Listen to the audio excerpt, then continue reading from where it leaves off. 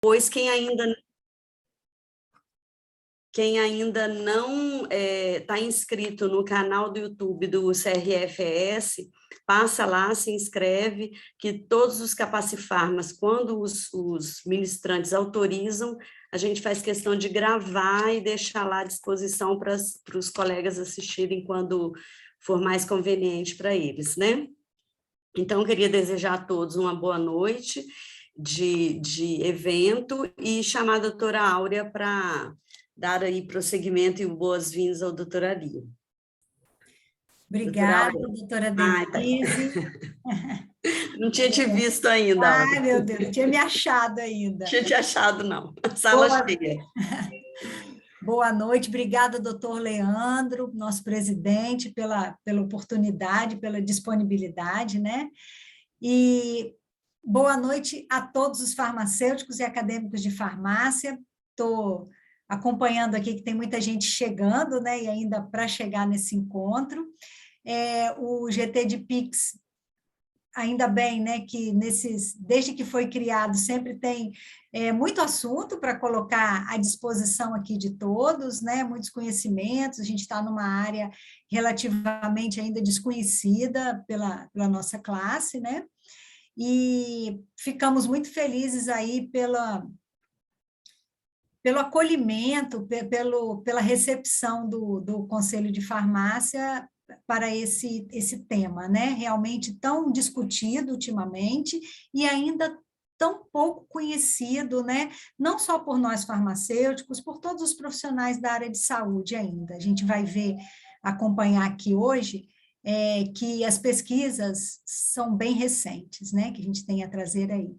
E bem-vindo, doutor Ari, nosso colega de GT, né, com muita honra e professor de tantos de botânica e de farmacognosia, ninguém mais, com mais autoridade aqui no estado, né, para falar sobre esse assunto do que o doutor Ari. E eu vou dar uma palhinha, uma pequena contribuição depois. Pergunta técnica aqui para Sheila. Apareceu aqui acho que de todo mundo, não sei, na tela, que vai começar a ser gravado, e está aqui o comando para eu começar a gravar. Eu aperto? Não. Pode deixar que a Dana está gravando para a gente. Tá, então Bem, eu estou querendo tirar isso daqui da minha tela, né? Não é a autorização para gravar, é só clicar em entendi. Got it. Got it. Tá, jóia. Saiu? Saiu. Perfeito.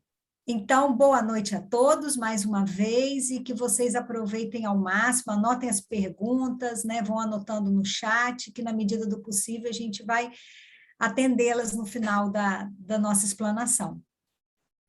Doutor Ari, agora é com você.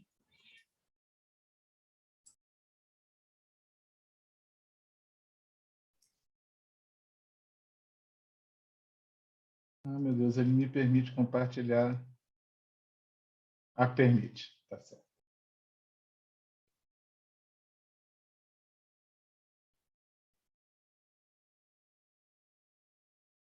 Confie em mim que ela vai ficar do jeito digno.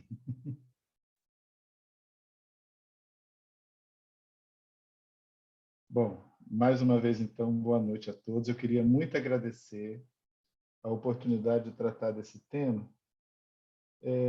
primeiro pelas circunstâncias, né, em que o tema chega de presente para a gente, né? Já tem bastante tempo que, em função do trabalho nosso, da Áurea e meu, né, nós estamos envolvidos com as práticas integrativas e complementares, e eu tenho muito orgulho de dizer que, desde o princípio, né, nós integramos a comissão estadual que redigiu as políticas de práticas integrativas para o Estado.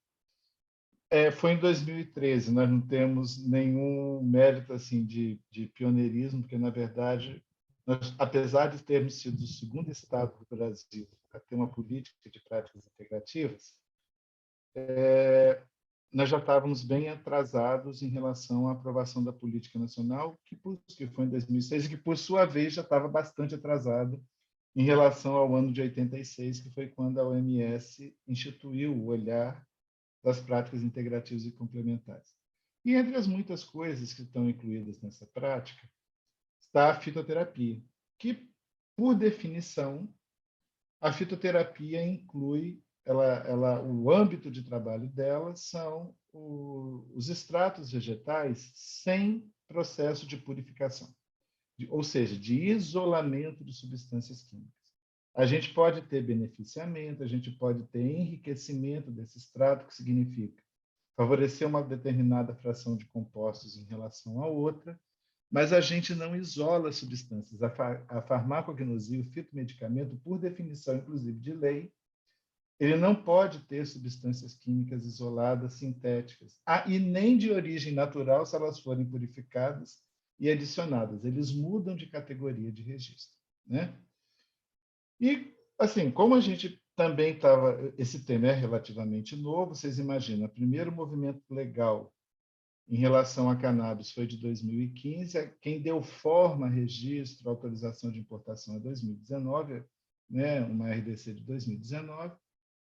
E o que, na verdade, o primeiro cenário que a Aura e eu nos deparamos foi com uma situação de muito preconceito. Então, por que o título dessa forma?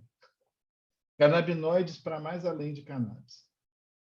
A gente já sabe das questões que possam envolver moral, legal, judicial, enfim, todos esses panoramas que possam estar envolvidos a cannabis, né? Mas nós vamos convidar vocês para um outro cenário. Que cenário é esse? Se vocês repararem, essa região aqui por baixo dos Himalaias, da Península Índica, né, que inclui a Malásia, Oceania, enfim, né? Mas nessa região aqui para baixo dos Himalaias, que é uma região extremamente seca, vocês imaginam, né? Um paredão de mais de 7.000 metros de altitude, né, nos fluxos, faz com que a umidade toda se acumule aqui. Uma região árida ou de baixo teor de umidade é uma região de necessidades onde todas as populações de animais, inclusive nós, procura recursos na natureza e se relaciona com eles. Então, por exemplo, ainda que o movimento hippie pudesse ter dado um ênfase à maconha, à cannabis sativa, né, como um processo de alteração de estado de consciência, mas reparem que a primeira relação que foi estabelecida com ela pode datar de 12.000 anos antes de Cristo, mas era uma relação agrícola, né? Desde esses 12.000 anos, então, a gente tem fluxos migratórios anteriores ao nascimento de Cristo, tomando como data, né, o nascimento de Jesus, que levaram a cannabis em basicamente duas coisas, que foram duas espécies distintas. Cannabis índica, que é o cânhamo, que é predominantemente, tem baixo teor de substâncias ativas, mas ele tem as fibras do caule que atuavam, por exemplo, na produção de cestos, roupas, enfim, né? Essa foi uma das utilizações dele. E, na verdade, as plantas do gênero cannabis, elas têm uma utilização bastante ampla na natureza. Então, por exemplo, quando a gente vê aqui fluxos migratórios, movimentos, né, de cultivares de cannabis sativa, se espalhando nos anos 1600, 1800, ano Dominus, né, da era cristã, aqui já está entrando o fluxo das grandes navegações. A gente tem o período do Império de Alexandre o Grande, né, que entrou em contato com as informações que tinha no Oriente, e com as caravanas iniciais, depois a tomada de Constantinopla, as grandes navegações, cannabis chegou à América, né? Então, nós estamos lidando, não é com uma relação que começou nos anos 60 com o movimento hippie. A gente está lidando com uma relação agrícola que existe da humanidade com esse gênero, que pode remontar a 12.000 anos antes de Cristo, né? E, ao mesmo tempo, por exemplo, quando a gente vai focar na cannabis medicinal, não é a planta inteira. Então, por exemplo, fazer apologia da folha, usar a folha como emblema, é tudo furado. Porque as partes da planta que vão ser utilizadas é o que a gente chama de sumidades florais. Essas pontinhas aqui parecem bem peludas, né? São essas plantas, então, as flores, as sementes, as brácteas dessa região é onde acumula o maior teor de substâncias que, para nós chamamos de farmacologicamente ativas, né? A folha, e principalmente o caule, assim, também, desculpa, a raiz que guarda muitas dessas substâncias também, mas não é hábito usar. Até porque, vocês imaginam, né? Vou manejar um cultivo de cannabis. Eu puxo a planta para tirar a raiz, matou a planta. ao passo que eu posso fazer um manejo sustentável com coletas periódicas de flores. Então, aqui tem alguns dos usos que eu mencionei para vocês, o fato dela ser fibra para a indústria têxtil, as sementes, por exemplo, elas representam uma especiaria importantíssima para a produção para panificação, doces e biscoitos refinados, enfim, né?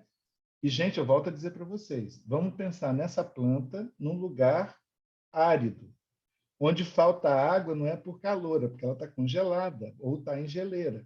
Não tem nuvem passando para chover, né? Nesse momento, tanto animais que a gente tem próximo da gente, como a gente próprio, vai buscar o que for possível comer, sendo que, às vezes, como é o caso da nossa mandioca, né? Ela precisou passar por muito beneficiamento para a gente poder lidar com as limitações digestivas e de substâncias ativas dela. E, ao mesmo tempo, por exemplo, essas indicações, aqui tem só algumas indicações de uso, tem muito mais. Né? A ligação humana com o cannabis tem uma relação, eu consegui identificar pelo menos 28 usos possíveis para ela. Então, é realmente convidar vocês para ir além da relação de farmacodependência ou de qualquer criminalização que tenha dentro desse processo. Tá? E até porque vai ser importante que a gente tenha presente o seguinte: como nós vamos trabalhar com fitoterápicos, então eu estou trabalhando com extratos complexos, de constituição química complexa, eu vou precisar de cultivares muito específicos para produzir a quantidade de substâncias ativas que eu preciso. Então, não é qualquer planta, não é qualquer forma de apresentação. Eu preciso ter controle desde o processo de desidratação da planta. Por quê? O grande limite da utilização é a dose. Por quê? Vai existir um teor máximo de tetraidrocannabinol, que eu vou poder permitir na planta, que é de 0,2%. Também vou logo desmistificando. Não é o único fitoterápico que tem essas limitações. O ginkgo biloba, por exemplo, ele tem alguns ácidos que são bastante corrosivos, que eles têm um limite também máximo de ocorrer. Da mesma forma, eu tenho teores mínimos de flavonoides, mas tem teores máximos de lactonas terpênicas para estar no produto, no status GB 761. Tá? Então, isso não é uma particularidade de cannabis, isso é uma coisa própria de fitoterápico. Tá? E quando eu olho, por exemplo, as relações filéticas, como é que essa espécie está dentro do contexto taxonômico dela? Essas informações aqui são úteis para um botânico, mas aqui o importante vai ser que ela está na família Cannabaceae. O que significa isso? Ela foi, voltou, já transitou entre os figueiros, né? Mas é uma família de plantas que são resiníferas. Elas produzem resina. Se produz resina, a gente já sabe que tem uma via biosintética de terpenoides ativas. E também são muito abundantes os compostos fenólicos. Ah, mas eu vou usar isso tudo? Olha, pode ser que nem tudo tenha substância ativa, mas quando a Áurea falou, por exemplo, das pesquisas que são muito recentes, eu acho que a gente precisa diminuir um pouco a expectativa de precisão nas informações. Por quê? Vocês vão ver que dessas 160 compostos possíveis, pensando em canabinoides, especificamente 60 do gênero cannabis, a gente vai ter algumas substâncias que são mais facilmente detectáveis e que nós vamos chamar de marcadores. Nesse caso, a gente vai ter dois. O tetraidrocannabinol, que é um marcador que tem limite máximo de ocorrência. Por quê? Porque os efeitos psicoativos indesejáveis são mais expressivos nele. Mas aí, mas é porque digamos assim, vai gerar barato? A questão não é essa. O tetraidrocannabinol, ele diminui reflexo, ele vai dificultar que a pessoa dirija, a pessoa durante o tratamento não pode se expor à movimentação, por exemplo, de máquinas pesadas ou de grande porte, de grande capacidade de dano. Nada demais, valeriana é igual. Né? Então, eu acho que é primeiro ter a coragem de olhar para a cannabis com o cuidado farmacêutico que ela precisa, e o cuidado clínico também, e saber o que a gente tem pela frente. Então, nós vamos prestar atenção em duas substâncias. o canabidiol e o tetraidrocanabiol. O canabidiol, que na verdade são os outros canabinoides não tetraído, ele vai ser o carro-chefe, digamos assim. É ele que é o sinalizador desse teor aqui. Eu posso pegar a planta, a matéria-prima, controlar o peso seco dela, estabelecer as condições de dose, fazer o meu extrato, mas eu preciso ter consciência que eu vou levar pelo menos 60 substâncias químicas diferentes. E o que acontece nesses casos?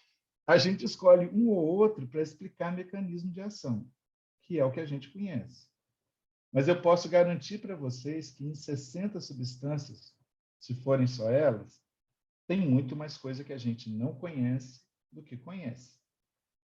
E com um agravante.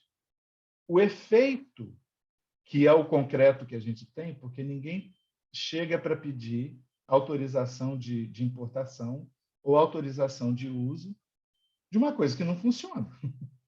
Então, funcionalidade, aplicabilidade terapêutica tem, isso aí a gente não tem dúvida.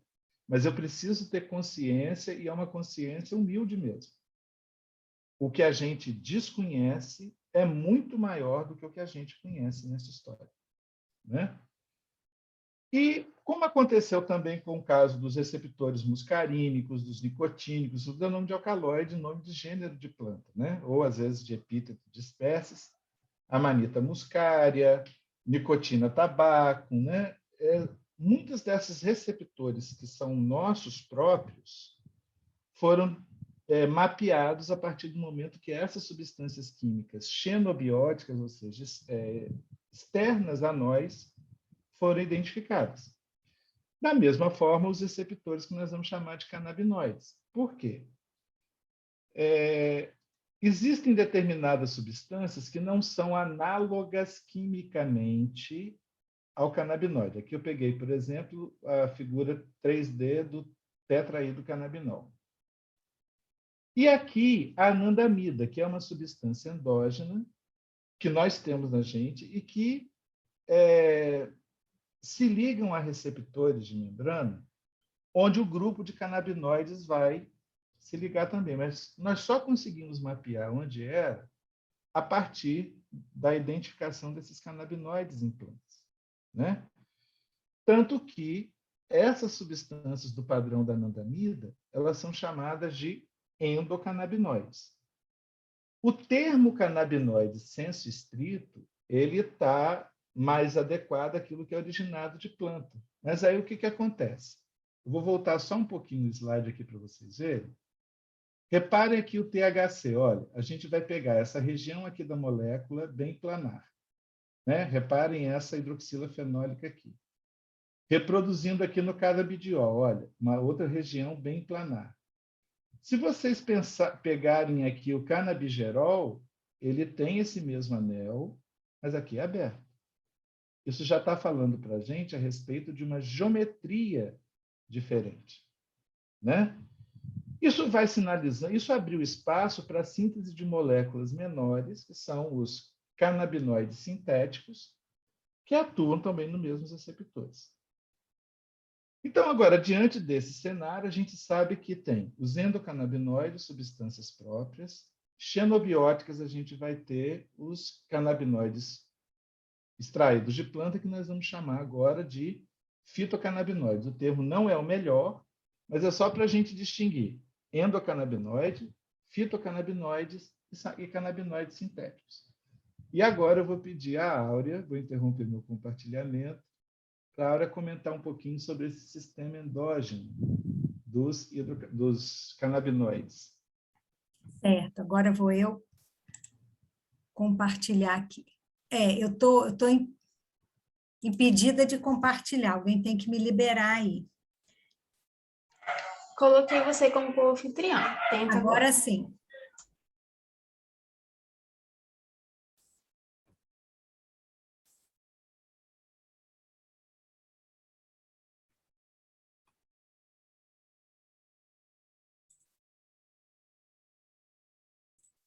Está compartilhando? Tá. Obrigada.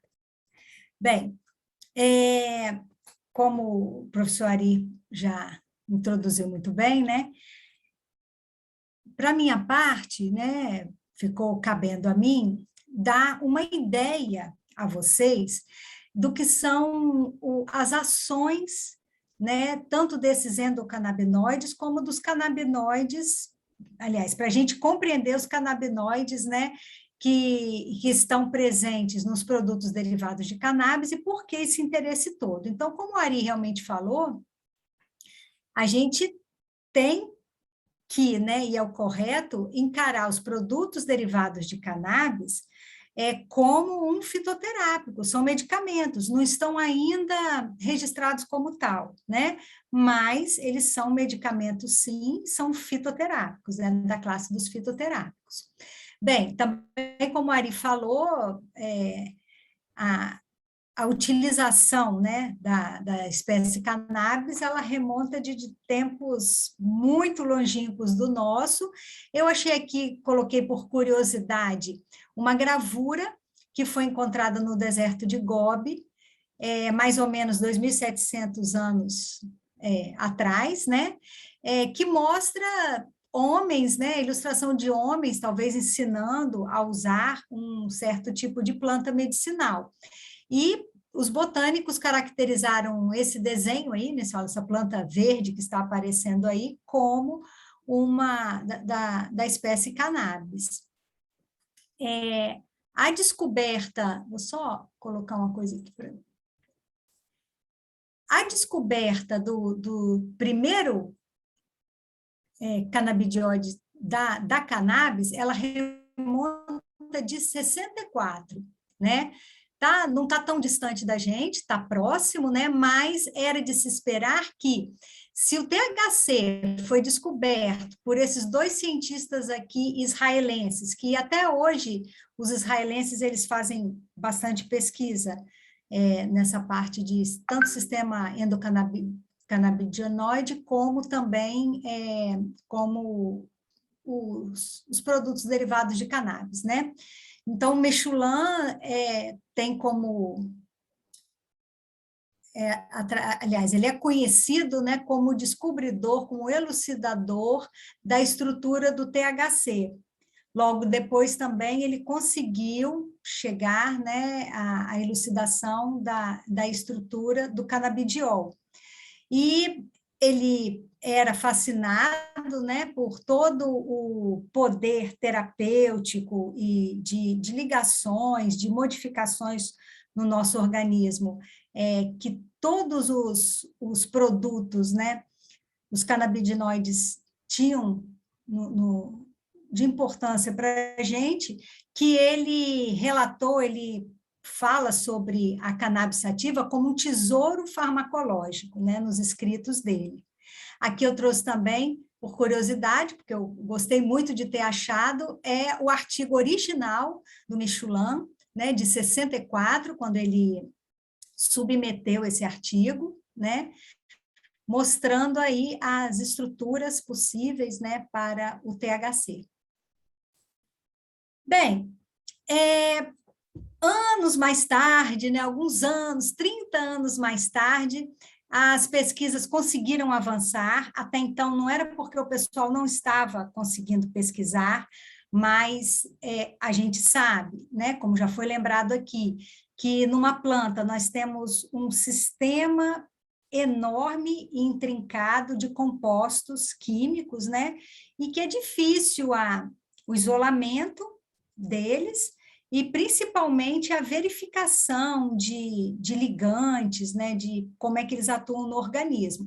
Então, os estudos continuaram, mas somente em 92 é que o primeiro endocannabinoide foi descoberto. Bem, de 64 até 92, os estudos eles corriam de acordo com a seguinte premissa: se os extratos de cannabis têm um efeito no nosso corpo, é porque aqueles canabinoides vegetais, eles encontram receptores no nosso organismo para isso. E por que teria receptor no nosso e de outros animais, né?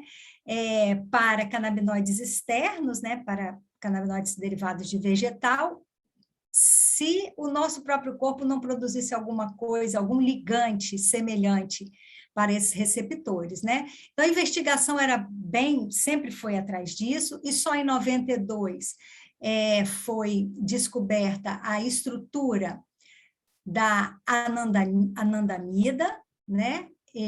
AEA, e da 2-AG. São 2 derivados do ácido araquidônico. A anandamida, ela, como já se sabia, né? Como já se esperava, ela tem um efeito mais calmante no corpo, né? Dá mais uma satisfação ao nosso organismo. Então, por isso, né, o descobridor dela colocou esse nome bem carinhoso, né? O prefixo aqui vem do sânscrito, é como se fosse a amida queridinha, né? A mais querida.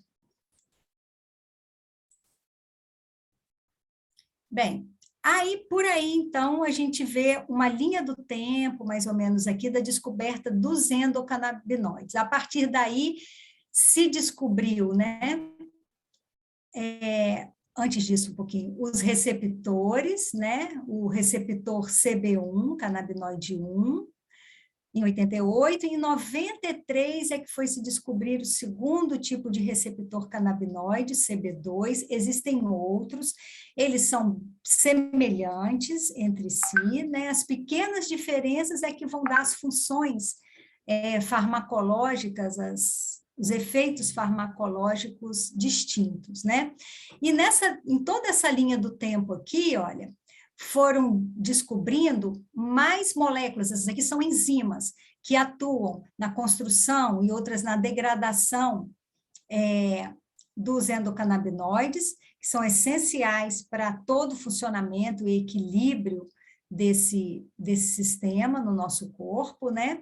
Até 2013, se descobriu mais classes de endocannabinoides. Eles são bem diversos e, como eu disse, várias enzimas e outras moléculas, até proteicas, são necessárias para que haja todo o funcionamento ideal e homeostase do nosso corpo através desse sistema endocannabinoide, né?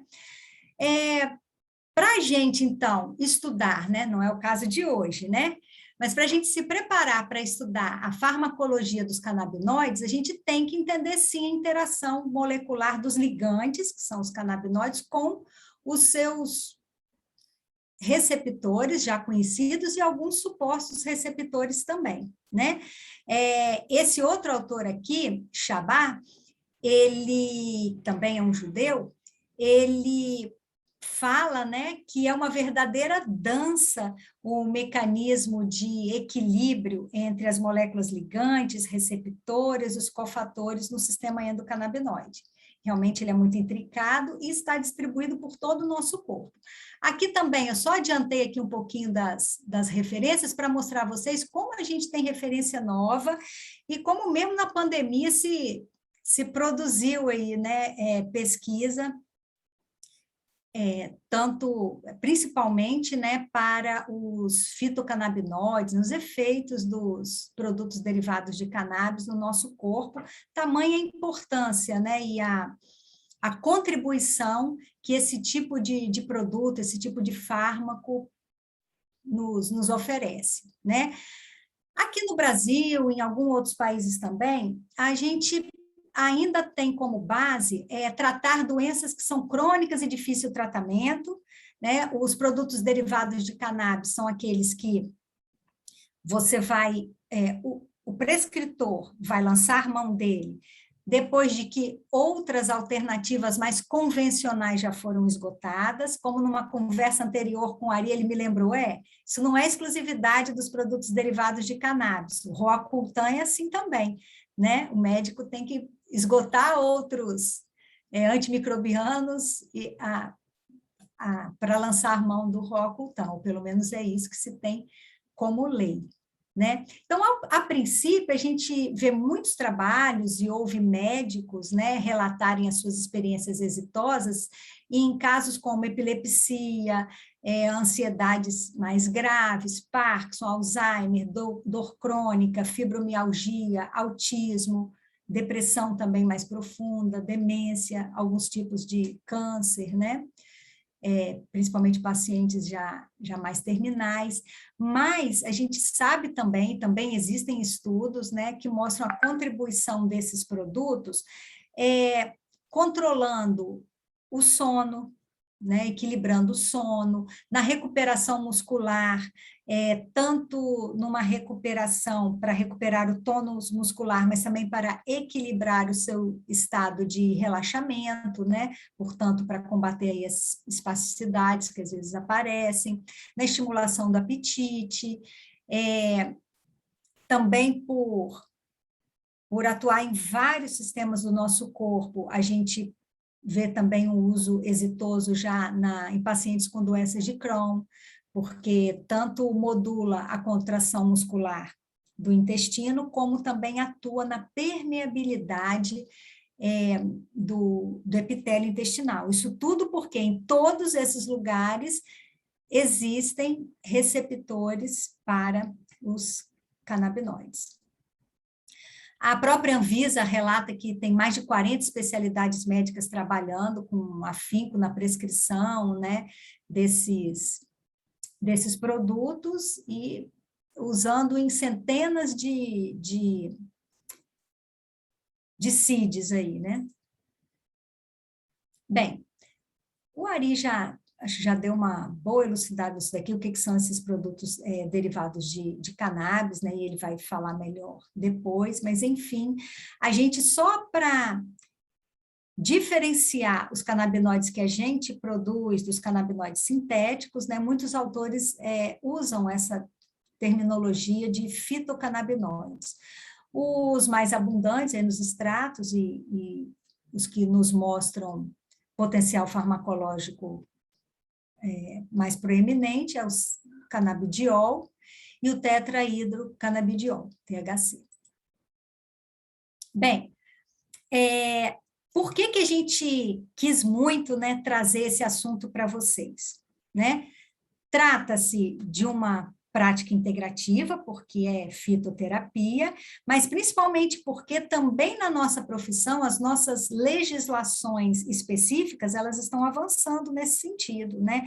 A partir do momento que muitas indústrias estão, inclusive, entrando aqui no Brasil para produzir os derivados de cannabis a partir daqui, né? Então, a gente vai ter um acesso cada vez mais fácil a esses produtos, né? E esses produtos são comercializados em farmácia e são aviados apenas através do profissional farmacêutico, né? Então, numa das nossas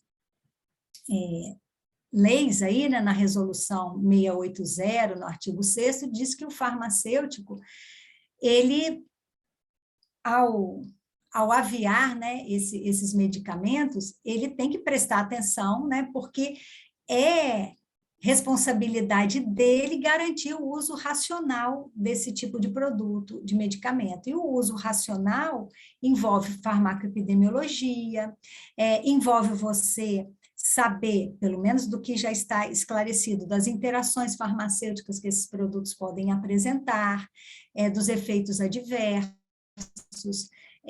das recomendações em que situações pode ser usado ou não, né? A gente sabe que há muito tempo, né, como diz o doutor Leandro, o pessoal das antigas já se fala, né, que balcão de farmácia é alguma coisa parecida com confessionário, né? Porque a pessoa chega ali, o que ela não relatou para o médico, ela inventa de relatar para a gente.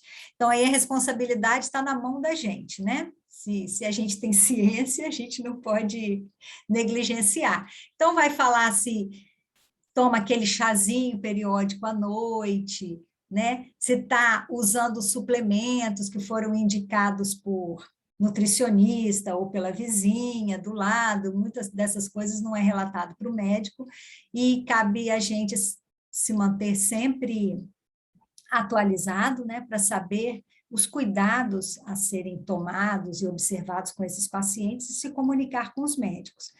Aliás, gente, a gente tem tido, sim, muito contato com alguns médicos aqui do Espírito Santo, lá do Rio de Janeiro, e esses médicos que estão se dispondo a estudar para prescrever os derivados de cannabis, eles também esperam um trabalho interdisciplinar, interprofissional maior do que os demais profissionais médicos, né?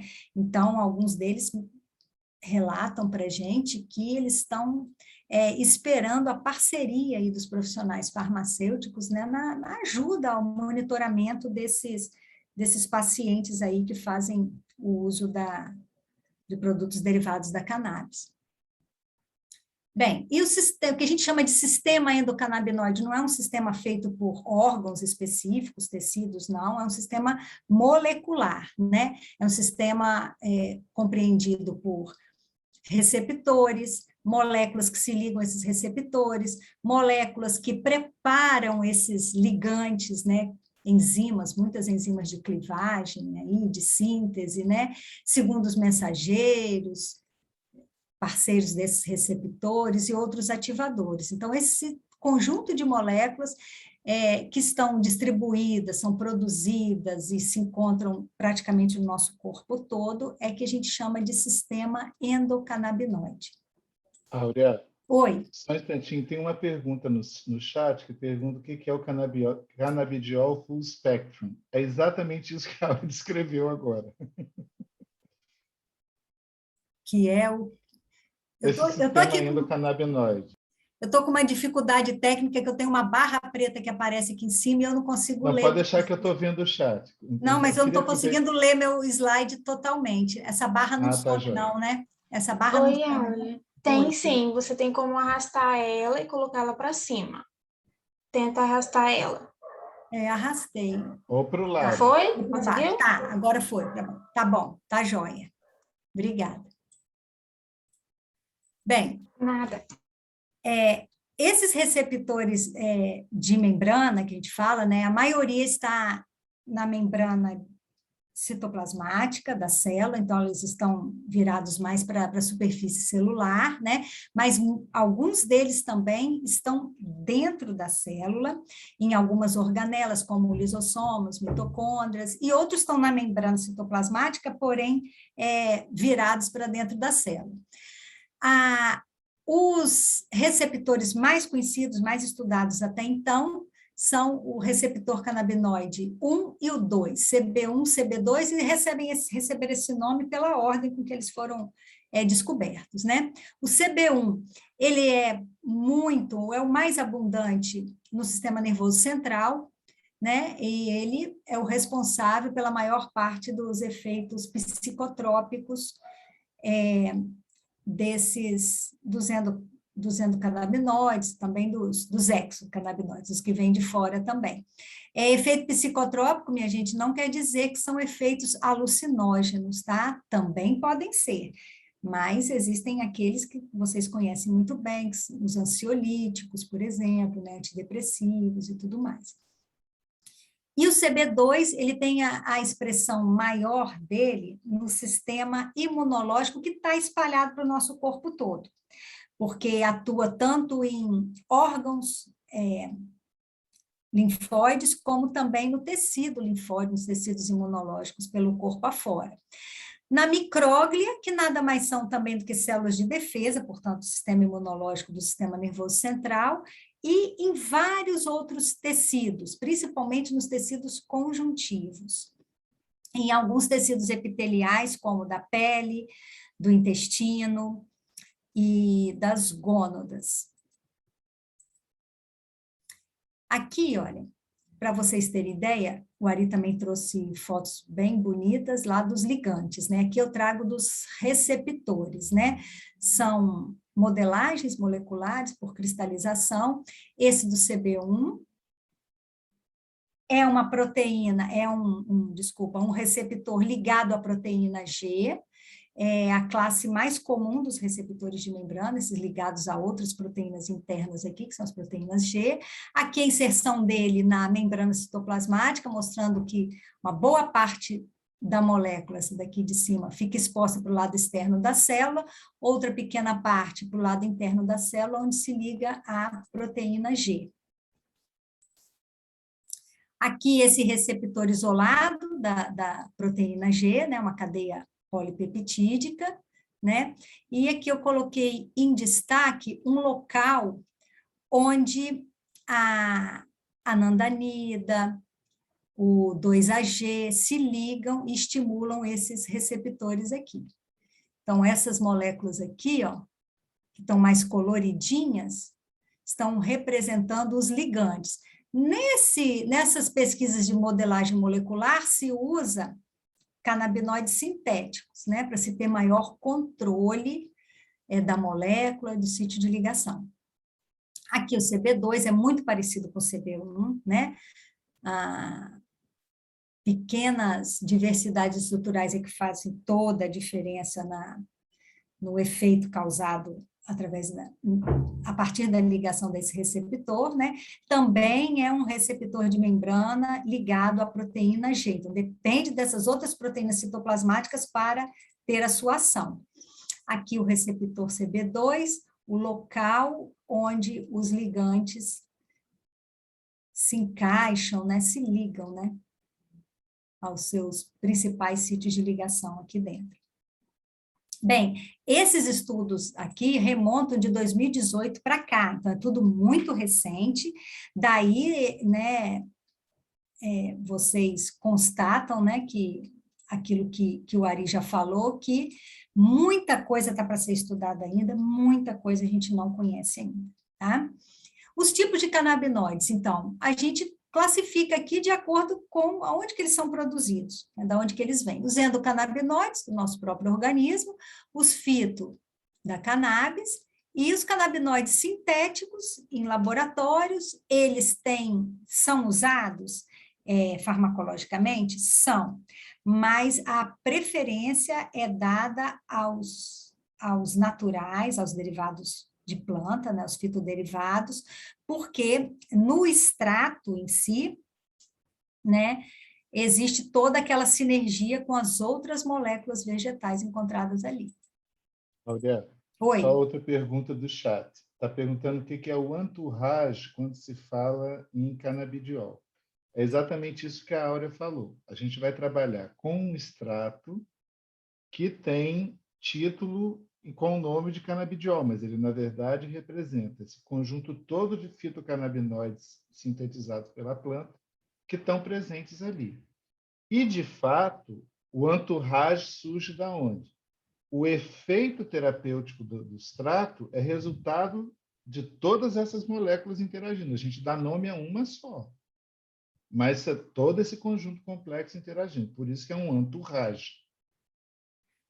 Isso, e por isso aí o interesse em se usar esses produtos, né, esses fitoderivados, né, de cannabis aí, esses extratos, porque você tem toda a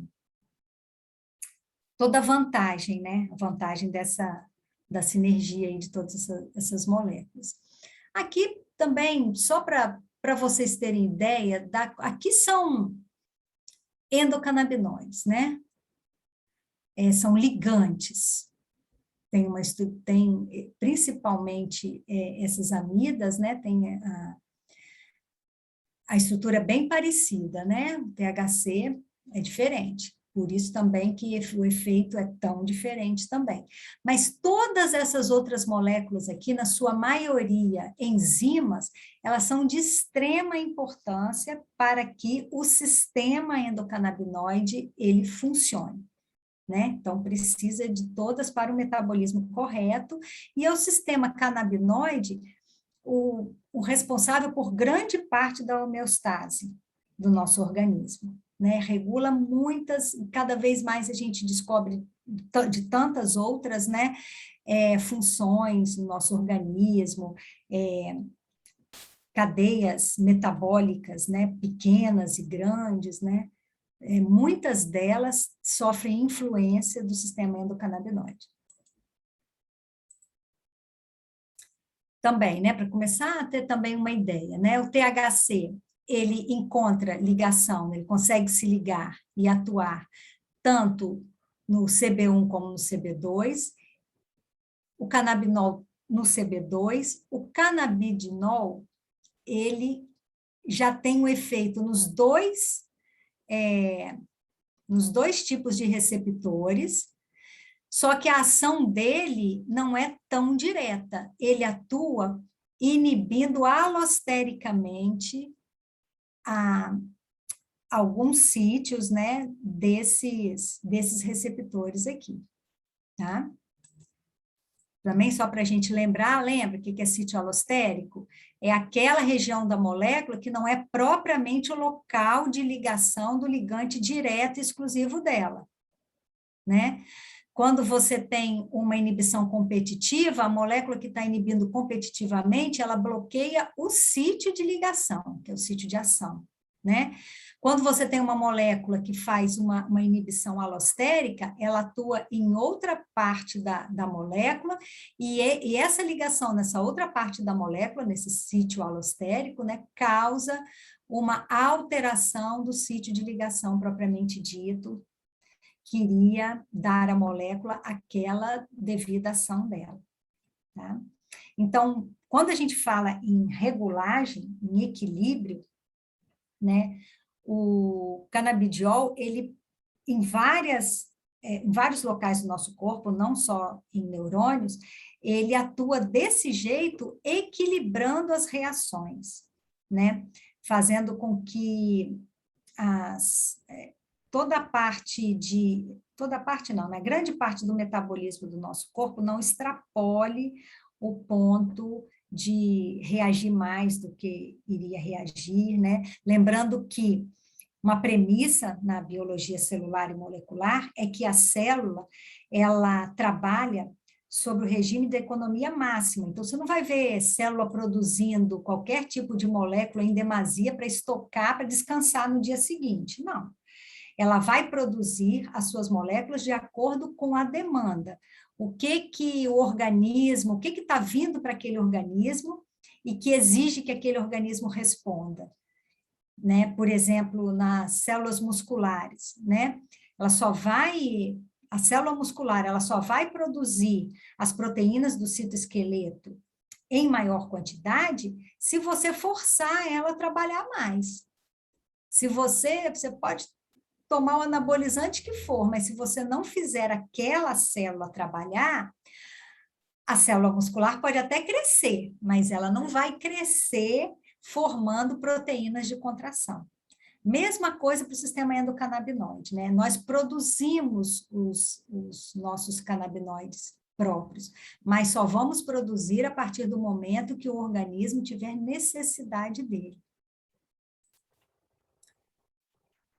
E aqui eu trouxe para vocês, olha, se vocês fizerem a revisão bibliográfica, tem vários esquemas que mostram pormenores aqui da membrana, dos receptores de membrana e o mecanismo de ação de cada um. Como a gente não tinha tempo aqui hábil, né, lógico, né, e hoje está sendo um start nesse assunto, eu achei melhor esse esquema geral aqui, que está ilustrando um neurônio, poderia ser outra célula, poderia ser uma célula de defesa, por exemplo, tá?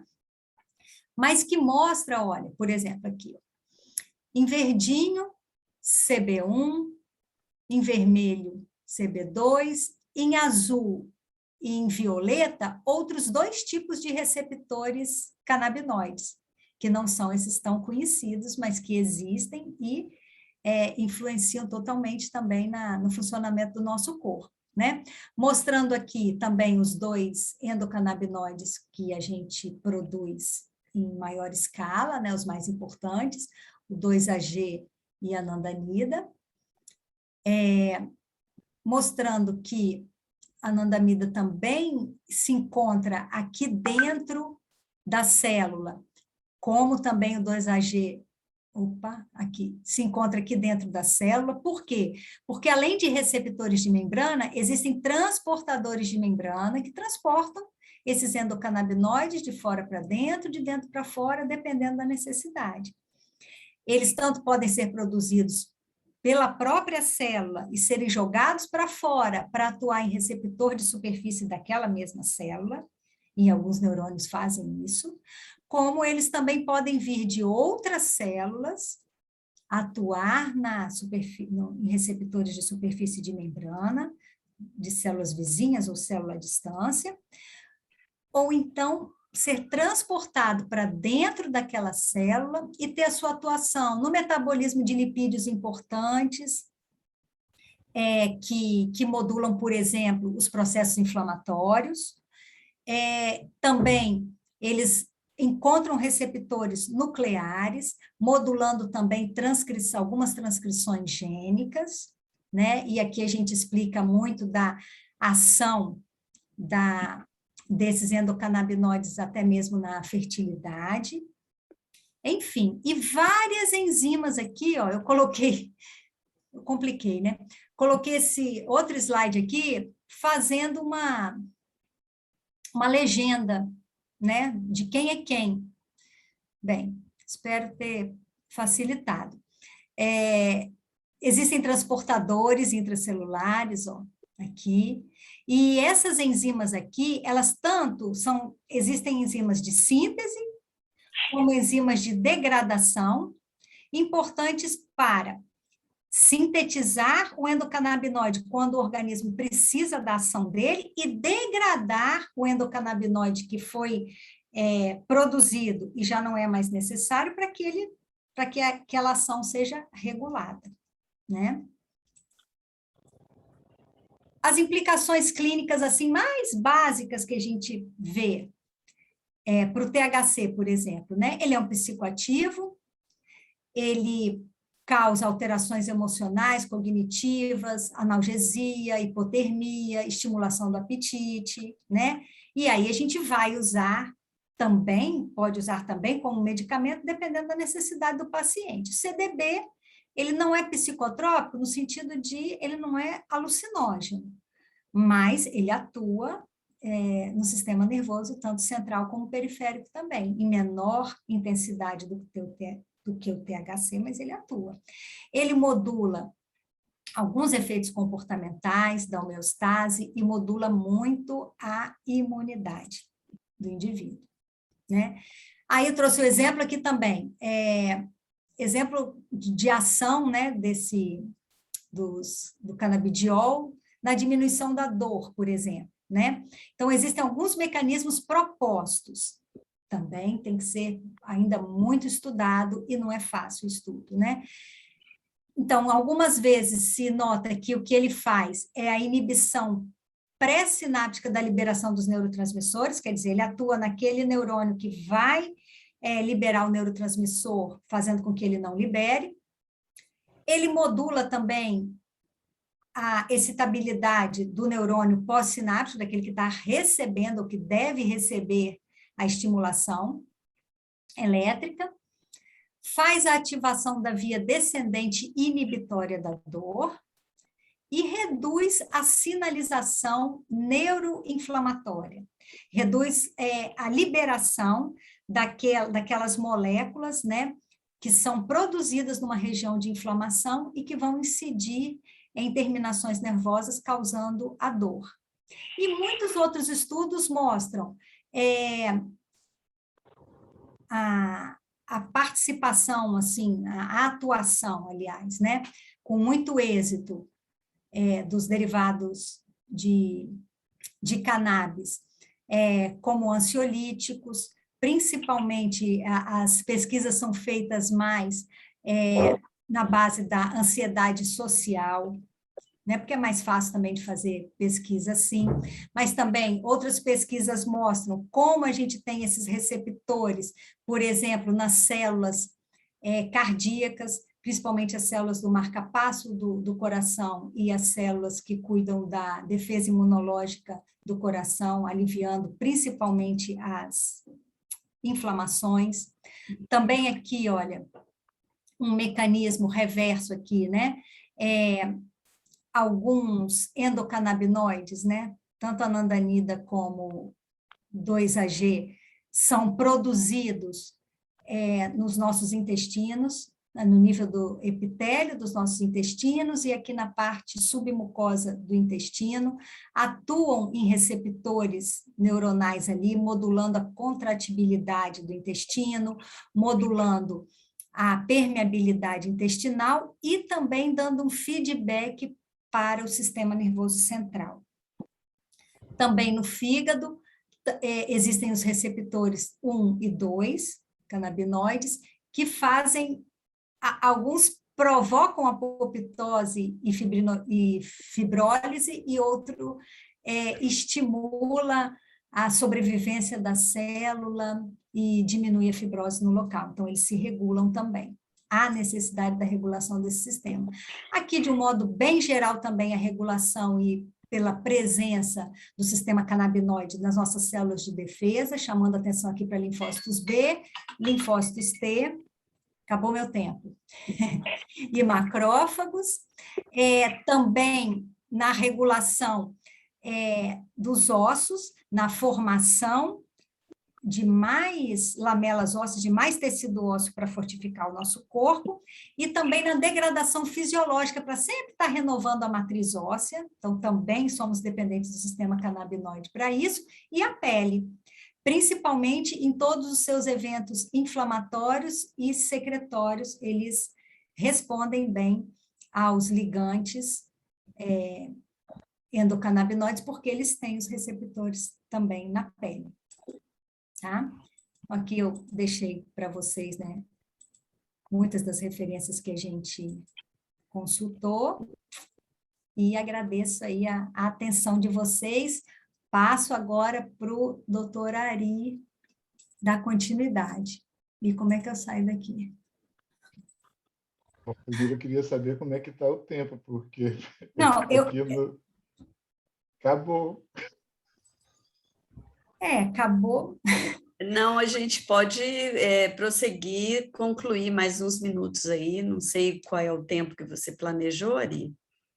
Olha, é que, na verdade, a gente planejou mais do que a gente imaginou que fosse usar. Na cabeça da gente ia falar 25 minutos cada um. E o que me preocupa? Eu vou compartilhar aqui. Na verdade, eu vou passar rapidamente para os pontos que eu acho que são mais fundamentais. Primeiro eu vou olhar no chat. Né? Desculpa aqui, vou interromper. Tem duas perguntas no chat que eu acho que são pertinentes ao material que eu tinha preparado a seguir. Uma delas diz o seguinte: pergunta qual a melhor forma a forma correta de tratamento de cannabis para o Alzheimer. E uma outra pergunta sobre uso seguro de CBD para grávidas. Né? Bom, se der tempo eu mostro tudo que a gente preparou. Não é tanta coisa assim, deve ter mais uns 8 lá, mas é porque o assunto rende. Né? Então, primeiramente, o tratamento com produtos derivados de cannabis, ele é tratado na escala assim, clínica hoje como um tratamento experimental. Então, é como se estivesse sendo feita ainda uma grande pesquisa. Por isso que precisa ter esgotado todos os recursos farmacológicos, todos os recursos terapêuticos. Então, é uma situação que não tem outra saída, então se justifica usar algum recurso que melhore minimamente a qualidade de vida da pessoa. Consequência disso, não pode ser usado em crianças menores de 2 anos, nem em grávidas. Então, é uma experimentação. Uma pergunta sobre isso aí, né? Exato, eu vi aqui no chat. Da mesma forma, não tem uma forma correta. Então, essas coisas que a Aura demonstrou, por exemplo, e também está relacionado com uma pergunta feita, né? O canabinoide, full spectrum e o entourage, a gente está lidando com uma situação extremamente complexa. Então, o que acontece? A prescrição do produto derivado de cannabis ela é exclusiva do médico. De um médico que esteja respaldado pelo seu Conselho Federal de Medicina. Não tem dizendo qual é a especialidade que vai fazer, mas é alguém que vai precisar evidenciar, que acompanha e estuda seriamente isso. O paciente chegou no consultório, ele vai preencher, o médico vai explicar para ele isso. Olha, para vocês terem uma ideia, no rótulo, na bula do produto derivado de cannabis, há todo um processo de desencorajamento do uso. Eu vou compartilhar a tela, vou avançar o slide para vocês verem. Então, olha só. coisas que a gente precisa ter cuidado, e aí a importância da atenção farmacêutica e da assistência farmacêutica. Primeiro, tem que ter alertas de toda a natureza. Esse produto pode causar dependência física ou química. Não é exclusivo desse fitoterápico. Todo medicamento pode causar dependência química e física, né? E psicológica, dependendo dele, né? Você vai variar de grau. Mas, especificamente nesse, precisa ter atenção. Outra coisa, não pode ser usado em crianças com menores de 2 anos. Outra coisa importante, o que a gente tem agora é uma autorização, digamos assim, temporária de uso, que em 5 anos, quem tiver essa autorização vai precisar evidenciar que o produto funciona e que pediu o registro definitivo. Sendo, gente, que nós trabalhamos com farmacologia, a gente sabe, cada pessoa é uma pessoa, cada caso é um caso, então vai ter coisa que vai responder, vai ter coisa que não vai responder. Então, como é que se tenta garantir isso? A origem da planta que fornece o insumo e um insumo absolutamente controlado. O que significa isso? Né? Olha só, por ver se não dá para desencorajar. Esse produto não possui estudos clínicos completos que comprovam a sua eficácia e segurança. Você olha um negócio desse, só quem se sentir muito necessitado vai lançar a mão. E outra coisa que é importante, repara, olha, não se sabe, coisas que tem que alertar. Paciente de uso de longo prazo. Não dá tempo da gente falar em 1 hora só, mas, por exemplo, esses compostos interagem com citocromoxidase, interagem com outras enzimas reguladoras do sistema homeostático. Então, o que significa? Em uso prolongado, e nada disso aqui é de uso de um dia, por exemplo, dor crônica, Parkinson, é medicamento que vai ser de uso crônico. Então, a gente não tem ideia ainda do que vai acontecer com uma cronicidade maior de uso. Por quê? Porque a gente está num momento de garantir, primeiro, uma maior facilidade de acesso, que tem esses cuidados todos. Ó.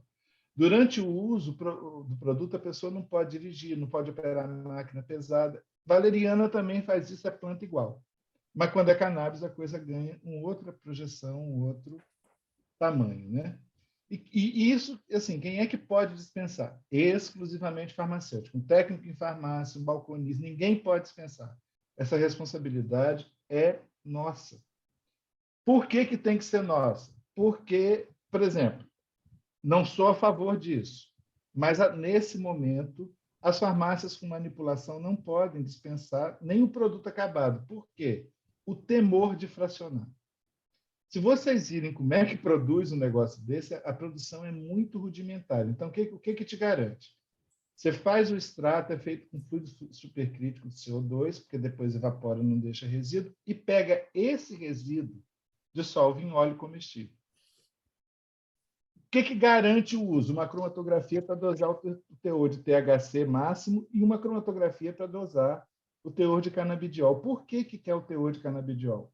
Por causa daquilo que a Áurea falou. Por exemplo, todo o estrago que toda química pode fazer no corpo, o canabidiol está atuando numa condição de modulador. Quando ele faz essa inibição alostérica, tudo dele é para menos.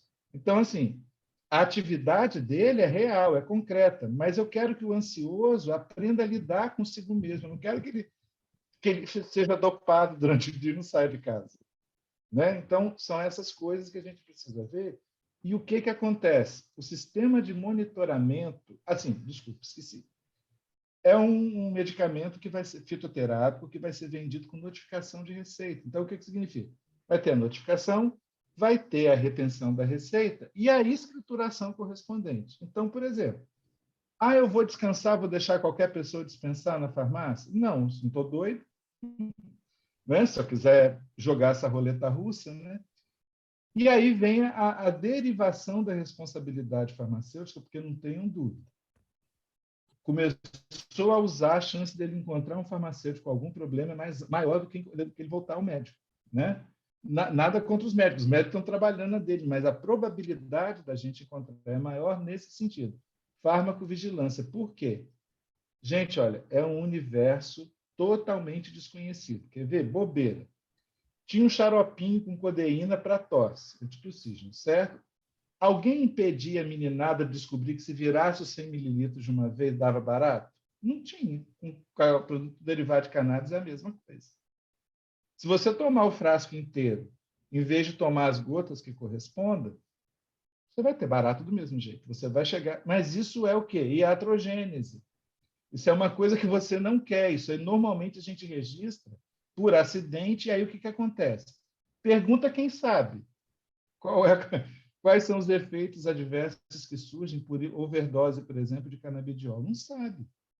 A gente não sabe. Então, a farmacovigilância é extremamente importante e a farmácia desempenha um papel importante para isso.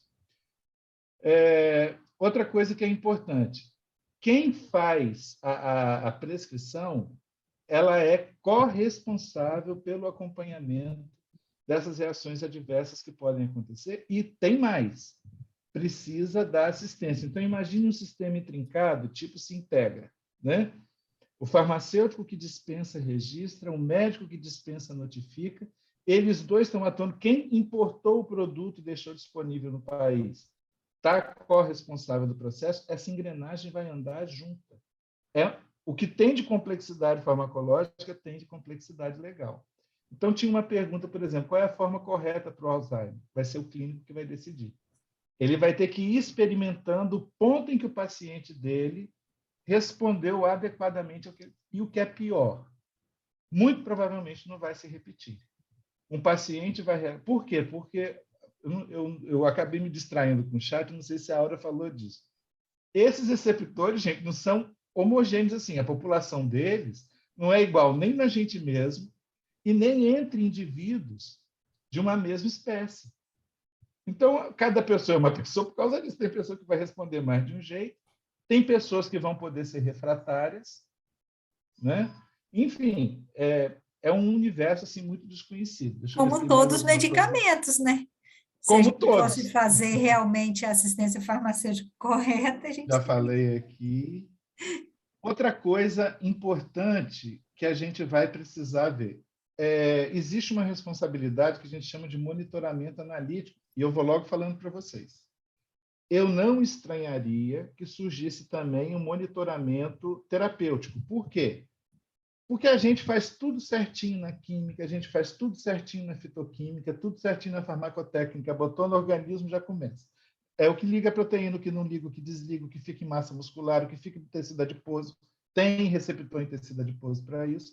Moral da história. O resultado do final disso tudo não é só uma consequência da química da planta, também da população de receptores, de como esse organismo vai tornar essa substância ativa biologicamente disponível para a atividade, né? Então, a gente tem um sistema também de redes de laboratório oficiais que vão monitorar o produto, o desempenho. E aí, o que acontece?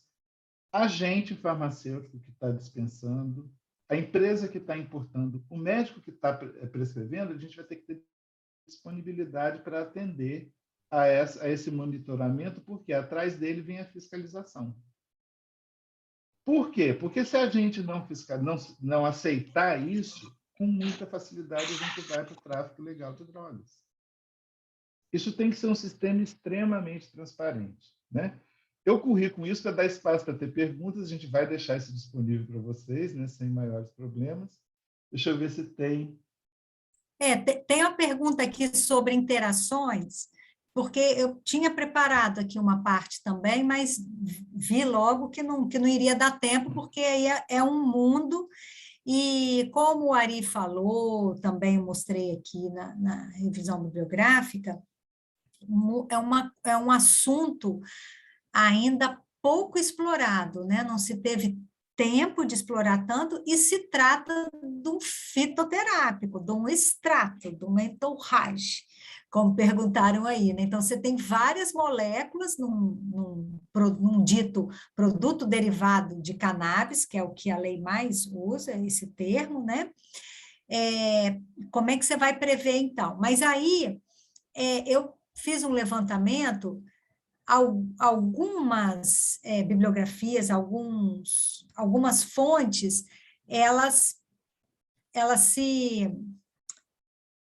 elas falam a mesma coisa, né? Para se ter cuidado com álcool, com antidepressivos tricíclicos, com opiáceos, com depressores, né, do sistema nervoso central, porque isso tudo iria potencializar qualquer tipo de ação psicotrópica ou atrapalhar, né, dos produtos derivados de cannabis.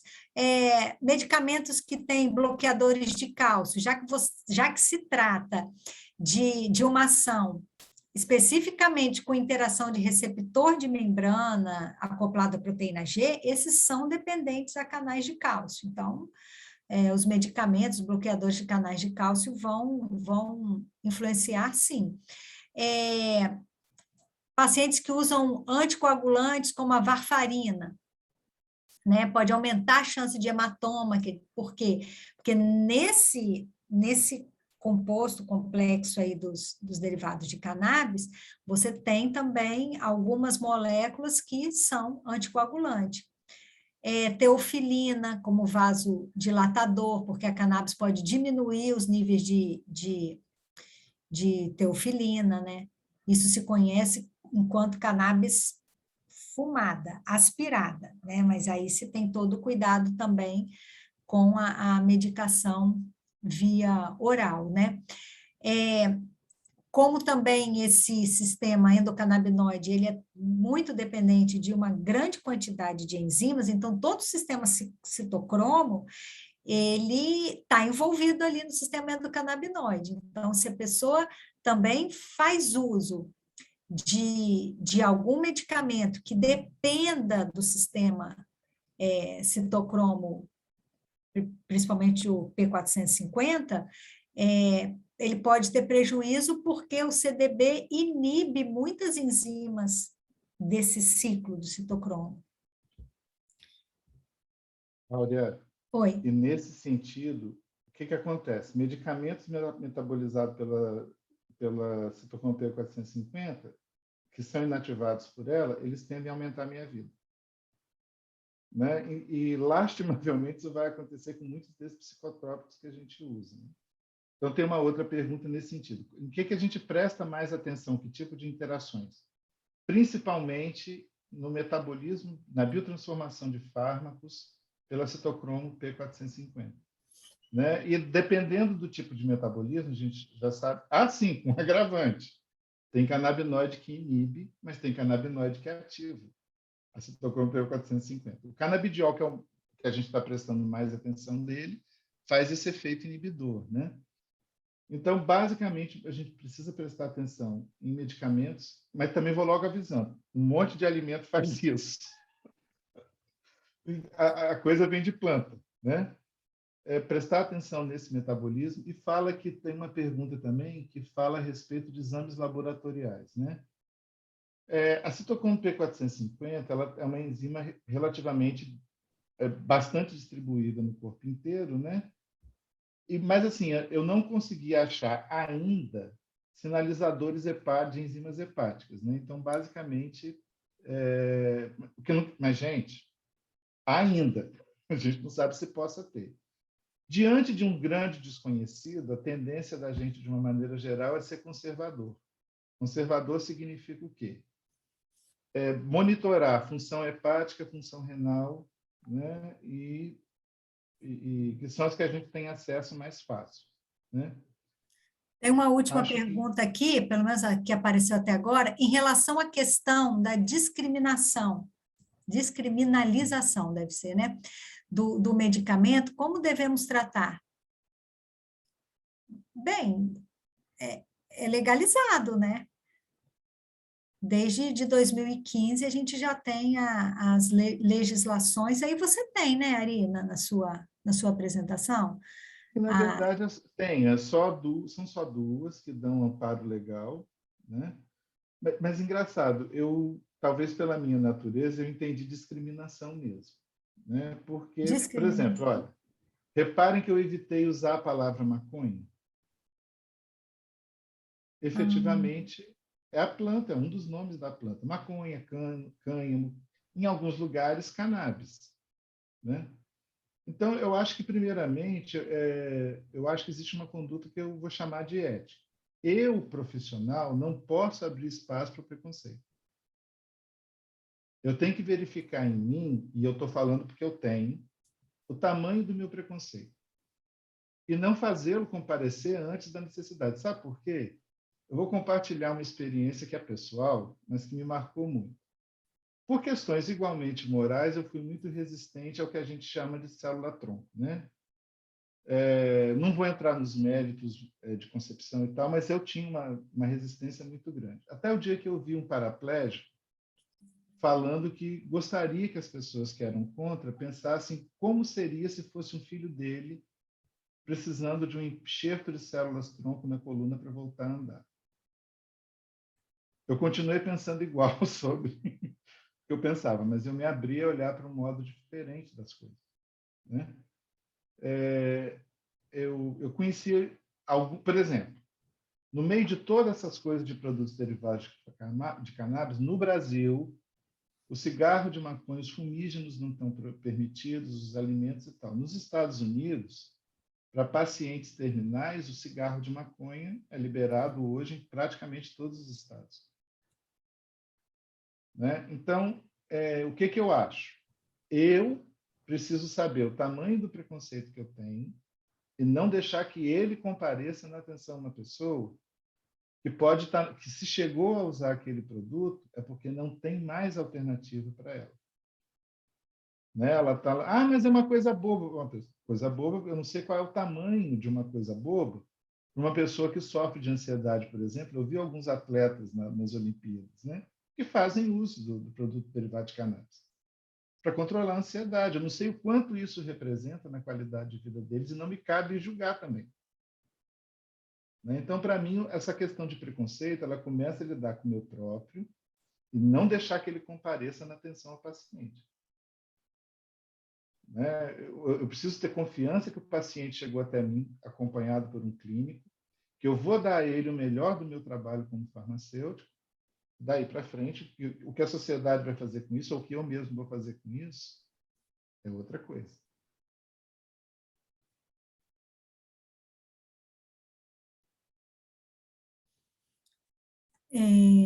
Ele colocou aqui, né, que ele quis dizer preconceito mesmo, né, o Rogério. É isso aí, concordo com a Ari. A gente tem que vencer e mesmo que vierem, né, com preconceito, alguma coisa assim, ou querendo misturar também, né, a expectativa sobre o uso recreativo. Bem, aí já não é com a gente, né? Nós não estamos no campo da recreação, né? Nós estamos Tem uma pergunta aqui importante, que é a respeito de estudo confiável sobre o que ocorre com morte neuronal ou neurogênese no hipocampo. Sim, eu até acho que sei por que ele perguntou isso. Ele deve ter visto as mesmas coisas que eu, porque tem muita controvérsia aí. Por quê? Porque o receptor, o CB1, ele muitas vezes promove apoptose, morte celular, fibrose do local e tudo mais. Isso não só para hipocampo, não só para sistema nervoso, não. Enquanto que o CB2, ele promove proteção celular, porque inclusive ele, né, tem se descoberto que ele está presente, inclusive, nas mitocôndrias, protegendo as mitocôndrias, assim como já existe estudo comparando as sirtuínas, que são moléculas que ajudam a nossa sobrevivência, né, e que protegem tanto as mitocôndrias como o núcleo celular. Já tem a comparação entre o sistema endocannabinoide com as sirtuínas e se elas não não interagem com esse sistema. Então, assim, você tem estudos que vão em cima da citotoxicidade, e aí esse estudo, geralmente, me desculpe, esse é o meu parecer, é fadado a demonstrar que não só o extrato de cannabis, mas vários outros causam mais morte celular do que algo de bom. Inclusive o álcool. Né? Inclusive aliás, o álcool. totalmente. É socialmente aceito. Mas assim, aí vai depender, por exemplo, no hipocampo, você tem mais receptores CB1 mesmo, do que CB2. Então, ele vai estar um pouco mais desprotegido, né? Mas aí, você vai jogar com o quê? Que também você tem ali por perto receptores CB2 que diminuem a inflamação, que entram em cascatas antioxidantes, né? Então, isso daí não está claro para a gente ainda, não. Tem uma pergunta aqui a respeito se a gente acha provável o uso recreativo em alguns anos no Brasil. Olha, isso aí é opinião pessoal, não sei nem se a minha é igual da Áurea, né? Eu estou medindo pela dificuldade que a gente teve de resolver uma coisa que, do meu ponto de vista, seria simples e urgente, que é atender a quem precisa. Vou contar para vocês uma parte, né? Eu aprendi a extrair com os professores amigos meus da UFRJ, pais desesperados para atender seus filhos com transtornos elétricos no cérebro. Uma extração super simples, é uma sacola de pão, gelo seco e as umidades florais frescas da maconha, né, da cannabis, com o cultivar adequado porque eles precisavam. Eles faziam assim, meio de cozinha, né, porque não tinha, era proibido importar, era proibido dar assistência. Então, com essa lógica, eu calculo que o recreativo, se ocorrer, vai demorar muito mais, né? Agora, o recreativo, se acontecer, ao mesmo tempo vai precisar ter um sistema de controle parecido com o bafômetro, por exemplo. O álcool é permitido e causa tanto estrago como, né? Mas hoje existe um sistema de criminalização, inclusive, de controle. Para o THC, não resolve com bafômetro. Isso vai depender de pegar a pessoa, fazer cromatografia, determinar os níveis, né? Então, eu não sei, eu acho que pode ser que libere, mas o monitoramento responsável desse processo, eu acredito que demore, porque, além de não ser barato, né? Quando a gente estava preparando isso, a gente estava vendo as coisas como deveriam ser e as coisas como são, né? E a gente, às vezes, fica muito triste entre o que deveria ser e o que acaba acontecendo. De fato, o Rakuten, inclusive, né? Então, assim, mas isso é opinião pessoal baseado no que eu vi, do meu ponto de vista, para atender uma coisa muito mais urgente, que era a necessidade terapêutica. Tem acho que mais duas perguntas aí, Ari, e um testemunho. Eu acho que ao final dessas duas perguntas, vocês acham que concluíram o conteúdo? Ah, não, concluiu, não. Você falou que deu. O que deu, né? Mas é Foi bom que fica com gostinho de quero mais, a gente faz tá bom, uma aí tá nova certo. aula. Bom, Inclusive, Ari, deixa eu só te comentar aqui, teve uma pessoa que perguntou se vai ficar gravado, se poderia ser disponibilizado a apresentação de vocês também. É da minha possível? parte, pode sim. Ah, Eu só ótimo. não sei como fazer, a gente só manda Não, por aí gentileza. depois a Sheila ajuda a gente aí. Tá, joia. Tem uma pergunta aqui: existe alguma diferença do CBD comercializado no Brasil e o de fora, inclusive é vendido livremente? Gente, mais ou menos. Vendido livremente depende do lugar do mundo, né?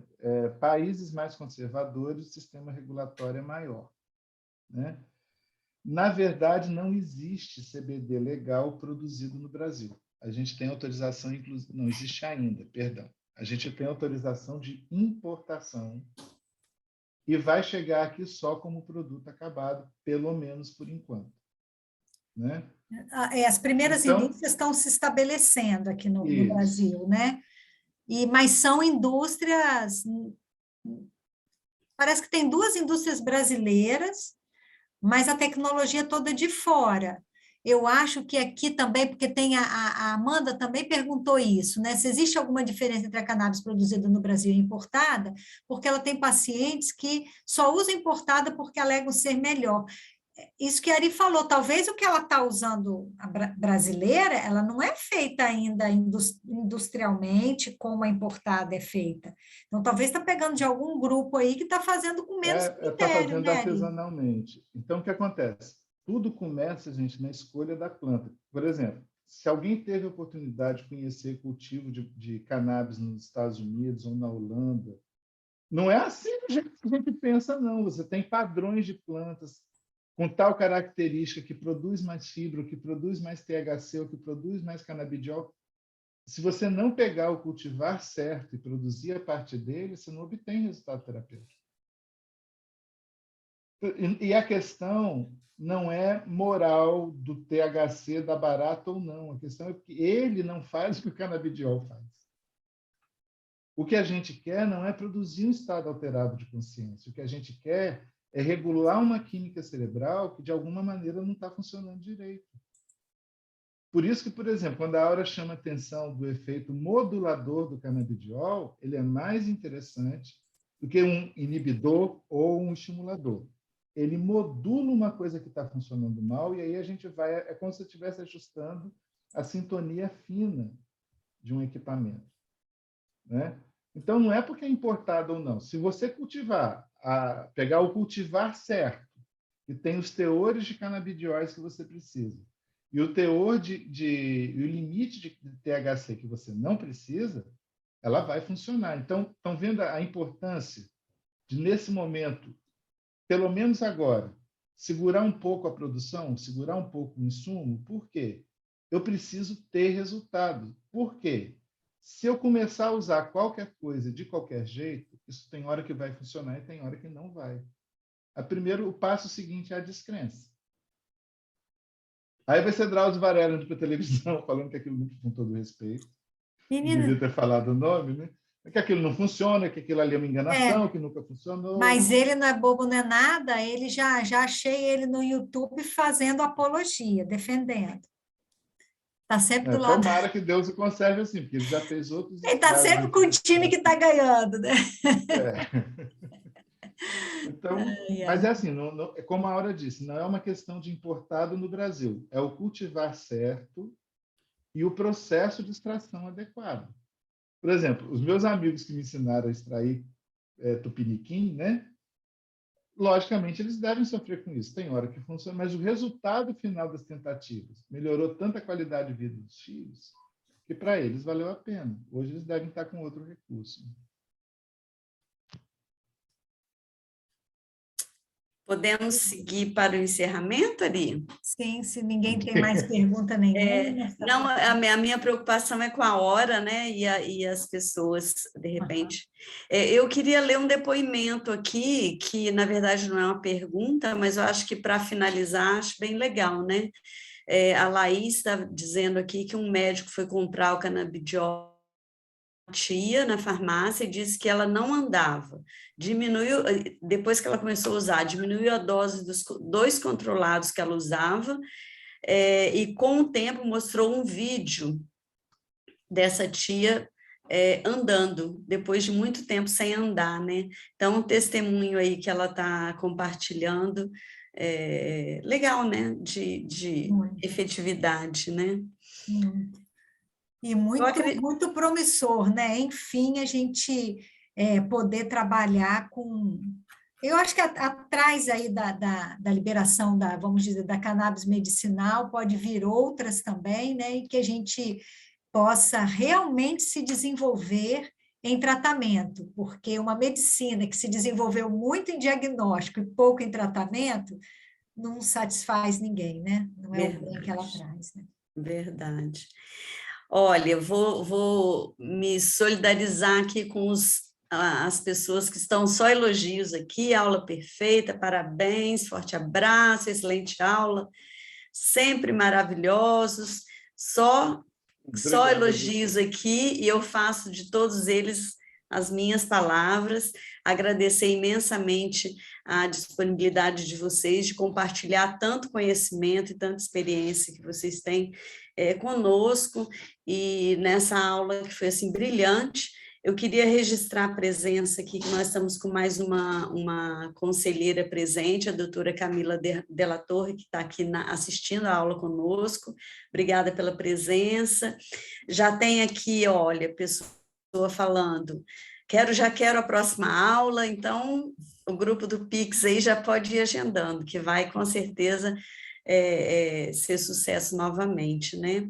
Então, assim, agradecer demais em nome de toda a diretoria do Conselho essa disponibilidade, a todos os presentes, e dizer que a gente está muito feliz com essa retomada e com a atividade do grupo de práticas integrativas aí, que sempre nos surpreende positivamente cada vez mais. Tá ok? Boa noite a todos, um abraço e até a próxima aula. Abraço, obrigada. Obrigado. Um Tchau, abraço. gente. Tchau.